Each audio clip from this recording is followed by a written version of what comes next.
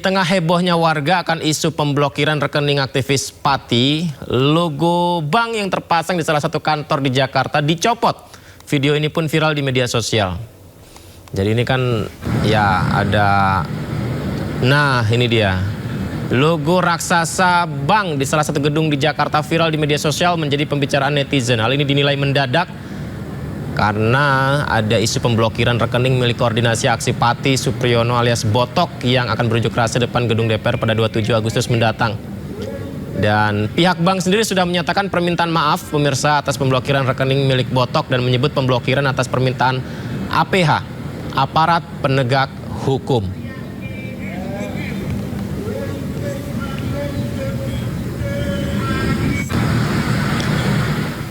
Rekening dana donasi demo Aliansi Masyarakat Pati Bersatu yang rencananya digelar di Jakarta 27 Agustus mendatang tiba-tiba terblokir. Tapi polisi bantah telah memblokir rekening aktivis Pati.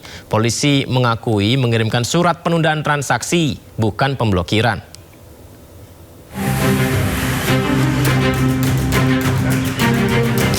Dengan membawa spanduk dan logistik, perwakilan Aliansi Masyarakat Pati Bersatu atau AMPB bertolak ke Jakarta untuk menggelar demo besar pada 27 Agustus mendatang.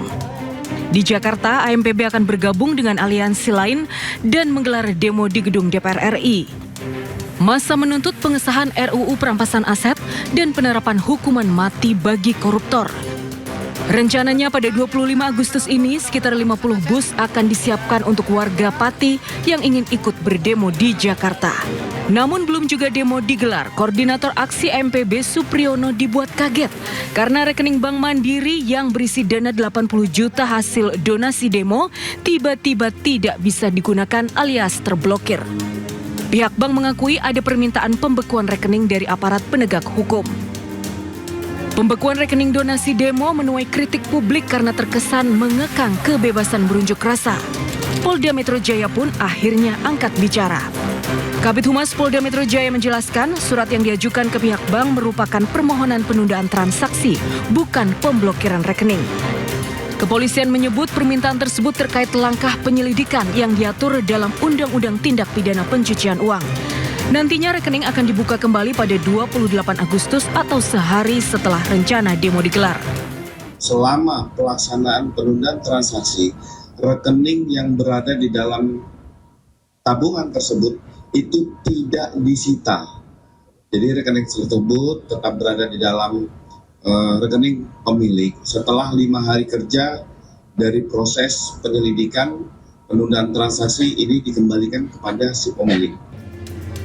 Sementara itu, Senin kemarin, sejumlah kelompok masyarakat Pati juga menemui pimpinan DPR RI untuk menyampaikan tuntutan pengesahan RUU perampasan aset. Kelompok masyarakat Pati diterima Wakil Ketua DPR RI, Cucun Ahmad, dan Wakil Ketua Komisi 4 DPR, Andri Rosiade. Tim Liputan iNews melaporkan. Ya, Presiden tantang jajarannya untuk mewujudkan kemandirian energi Indonesia sebesar 100 gigawatt PLTS. Presiden juga menegaskan dalam 2 tahun tidak boleh ada impor minyak bumi maupun LPG lagi. Presiden Prabowo menantang jajaran Kementerian Energi, Ekonomi, dan Danantara untuk mandiri energi dalam 2 tahun saat meresmikan groundbreaking program pembangkit listrik tenaga surya 100 gigawatt peak di Jemberana, Bali. Demikian Presiden berharap swasembada energi dapat dipercepat seperti yang terjadi pada pangan. Selanjutnya Presiden berharap Indonesia berhenti impor energi. Dengan demikian, dunia dengan 100 gigawatt, dengan geothermal yang kita punya, dengan ladang-ladang gas yang kita sudah ketemukan, dengan lifting minyak yang harus naik terus, ya, kita tidak boleh import lagi 1 barrel pun minyak. Kita tidak boleh import lagi, insya Allah dalam waktu sesingkat-singkatnya, 1 tabung LPG pun kita tidak boleh impor lagi. Menteri SDM, siap. Sanggup? Siap, melaksanakan. Baik. Ya, terima kasih. Menteri-menteri Kabinet Merah Putih, demikian. Semangat. Semangat dan berani. Ya. Saya kira itu yang ingin saya sampaikan, ya. Terima kasih semua unsur. Hari ini hari penting.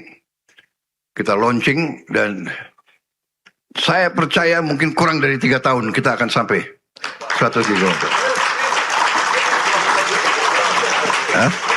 Iya kan? Dulu swasembada pangan saya beri target 4 tahun. Tim ekonomi, tim pertanian, tim pangan berhasil 1 tahun. Berarti kalau saya kasih target 3 tahun untuk tim energi, ya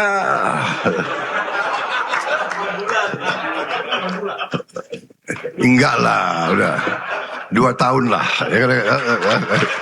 Ya. Kalau berhasil 2 tahun, tim energi dapat bintang lagi aku kasih kepada. PT Pertamina Patraniaga menurunkan harga BBM non-subsidi jenis Pertamax, Pertamax Turbo, dan Pertamax Green. Penurunan harga BBM ini menyesuaikan tren harga minyak dunia dan nilai tukar rupiah.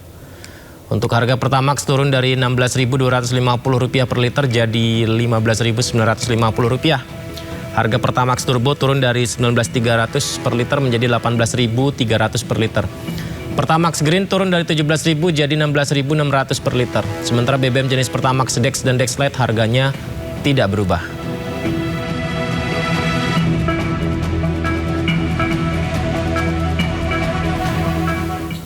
Badan Pusat Statistik mencatat hingga Minggu ke-3 Agustus, kenaikan harga beras terjadi di 132 kabupaten kota. BPS meminta pemerintah untuk mewaspadai kenaikan harga beras karena akan berdampak pada laju inflasi dan daya beli masyarakat.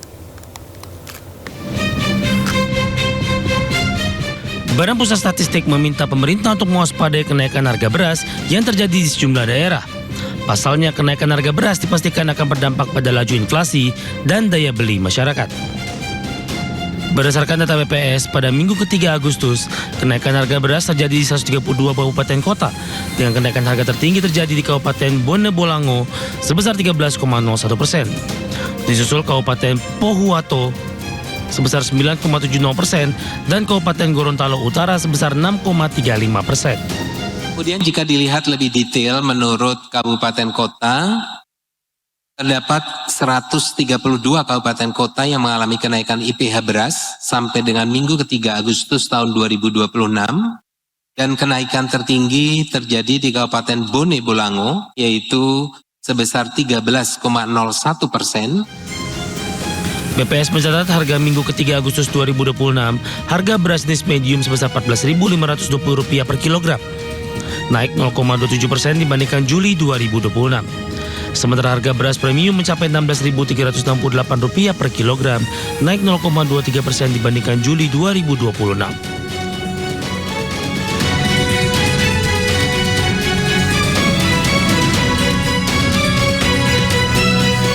Pemerintah memastikan stok cadangan beras pemerintah dalam kondisi aman untuk memenuhi kebutuhan masyarakat termasuk menghadapi bencana alam dan keadaan darurat.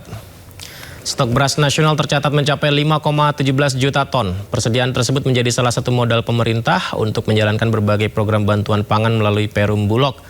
Kepala Badan Pangan Nasional yang juga Menteri Pertanian Andi Amran Sulaiman mengatakan pemerintah telah menghitung ketersediaan beras untuk memenuhi kebutuhan hingga 1 tahun ke depan apabila diperlukan. Besarnya stok tersebut juga memungkinkan pemerintah terus menyalurkan bantuan pangan sembari tetap menjaga ketersediaan cadangan. Jadi nggak ada masalah. Sampai 1 tahun pun, katakanlah mudah-mudahan tidak 1 tahun. BNPB berapa lama perkiraan biasa Pak Jenderal? Kalau tanggap darurat 14 hari, nanti kemungkinan masih bisa lanjut. 1 bulan, 2 bulan ya? Bisa lebih dari itu juga. 6 bulan pun, Siap. berasnya sampai 1 tahun aman. Iya. Jadi udah, gak ada masalah. Beras yang paling penting.